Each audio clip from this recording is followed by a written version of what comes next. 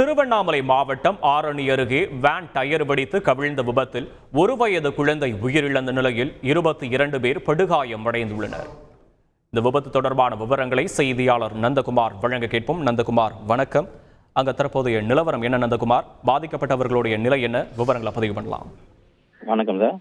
ஆரணி அருகே கோவிலுக்கு சென்ற பக்தர்கள் வேன் டயர் வெடித்து 1 வயது குழந்தை மற்றும் 22 படுகாயடைந்துள்ளனர். திருவண்ணாமலை மாவட்டம் ஆரணி அருகே குந்தலிங்கப்பட்டு கிராமத்தில் மற்றும் அருணகிரிச்சத்திரம் பகுதியில் உள்ள பொதுமக்கள் பாண்டிச்சேரியில் உள்ள பிரித்திங்கா தேவி கோவிலுக்கு மாதமாக செல்வது வழக்கமாக கொண்டுள்ளனர்.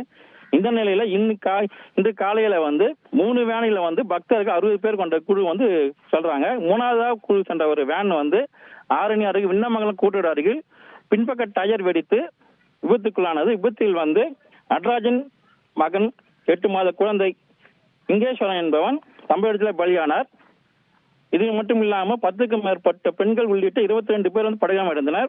பின்னர் அக்கம் பக்கத்தினர் மீட்டு ஆம்புலன்ஸ் மூலம் ஆரணி அரசு மருத்துவமனைக்கு கொண்டு சிகிச்சை அளித்து வருகின்றனர். தற்போது 4 பெண்கள் உள்ளிட்ட ஒரு குழந்தை மற்றும் 5 பேரை மேல் சிகிச்சையாக வேலூர் அரசு மருத்துவக் கல்லூரிக்கு அனுப்பி வச்சு வர்றாங்க. இச்சம்பவம் குறித்து ஆரணி தாலுகா போலீசார் வழக்கு பதிவு செய்து விசாரணை மேற்கொண்டு வருகின்றனர். விவரங்களுக்கு நன்றி நந்தகுமார். செய்திகளை உடனுக்குடன் தெரிந்து கொள்ள உடனே சப்ஸ்கிரைப் பண்ணுங்க.